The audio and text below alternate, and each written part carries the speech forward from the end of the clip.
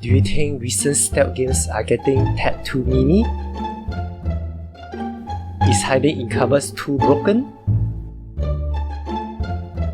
Wait, that's illegal. Or are you like me, which always prefer playing as a non-human character because humans look boring and basic? Then fear not, your boy Styx here got your back. Styx Shards of Darkness is an extremely stealth-based RPG game where you play as a goblin named Styx, who can break the fourth wall, disappear and die. He's much more unique than the other guys. Now, if you think for such an overpowered short stack the game will be easy, then you're greatly mistaken, and you may as well think that Super Mario Bros is easy too, because they're not. And I'm here to tell you what really makes this game different from other stealth games like Metal Gear Solid and Hitman in general. Most notably,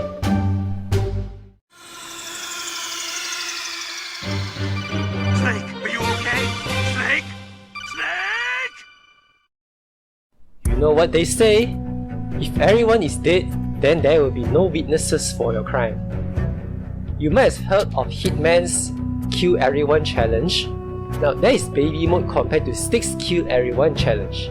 Because after the third mission of this bloody game, there exists heavy armored guards that has a very limited method for eliminating them. Along with that one mission where you are unarmed and stripped naked. In short, stealth is no longer optional. It's essential. Even on the easiest difficulty, confronting enemies head-on is usually suicidal. And instead of a "you died" phrase popping out in a Dark Souls fashion like its predecessor, Styx now directly tells you to get good in a multitude of ways every time you die. Hey, listen, there's no need to be ashamed. I'm not gonna tell anyone if you put the level of difficulty down. I'll be back.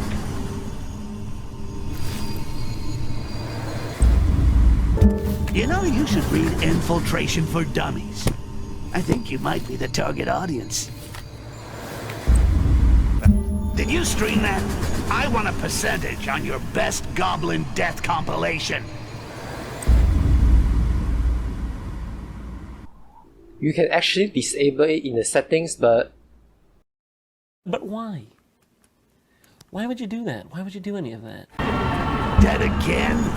Is that your controller in your pocket? Are you just pleased to see me?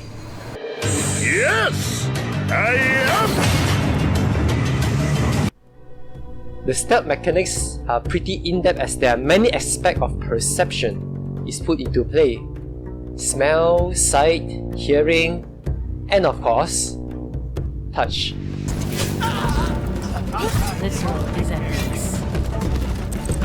To make up for such a harsh gameplay, the game actually rewards you nicely for skill play, by giving you more skill points to unlock more abilities that will assist you in the future endeavors. Most notably by finishing the level without being detected, the Insignia of Shadow, and without killing any humanoid races, the Insignia of Mercy. I usually get these two on the same run for the best stealth experience.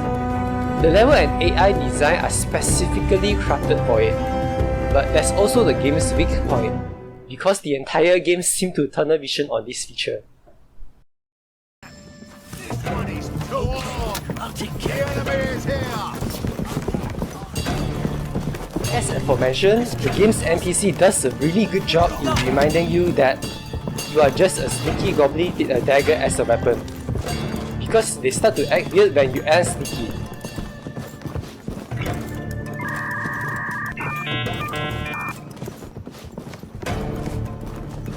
This scene here is a proof of it. This is probably how the meeting went in the game development department.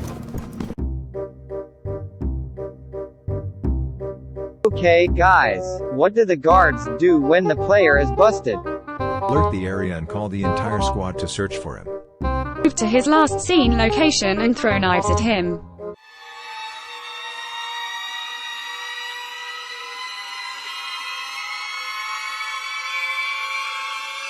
You guys assuming he is still alive?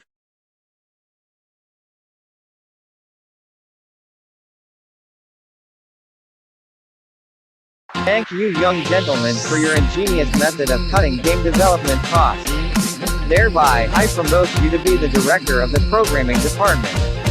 Thank you. But sir, what if the player did manage to do so? You're fired. You know what makes this better?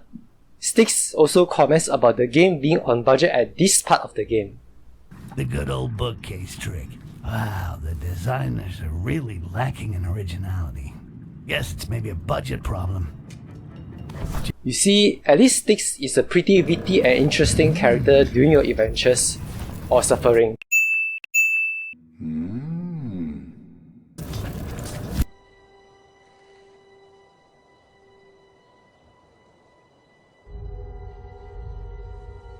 This is Sparta!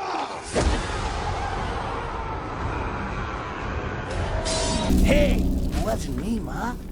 He must have slipped. Life is hard here sometimes, you know. People die everywhere and nobody cared. Just like how they ignored the plot holes of this game's story.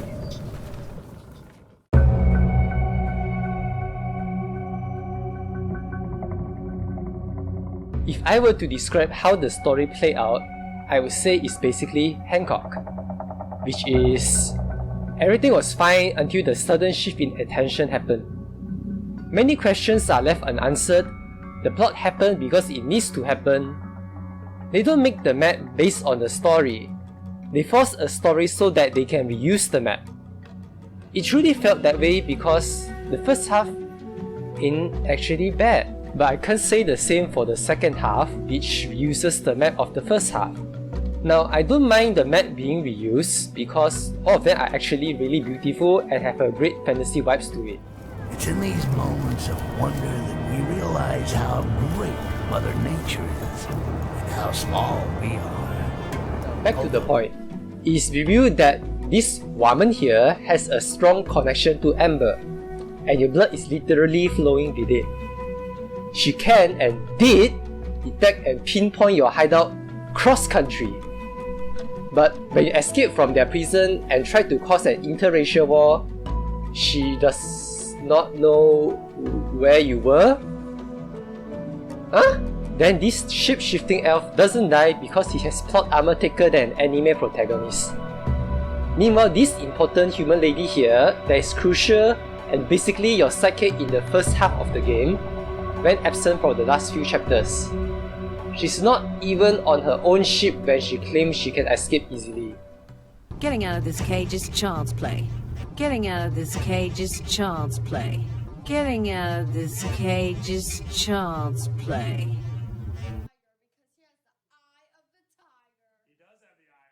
Are you sure about that? Hey, at least that two boss fights are pretty amazing both conceptually and visually.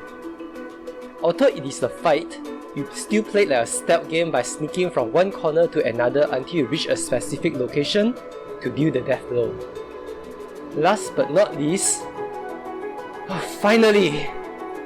They split the mission parts into more digestible pieces now. Back then when I played Styx Master of Shadows, I had to go through 4 zones consecutively for one mission.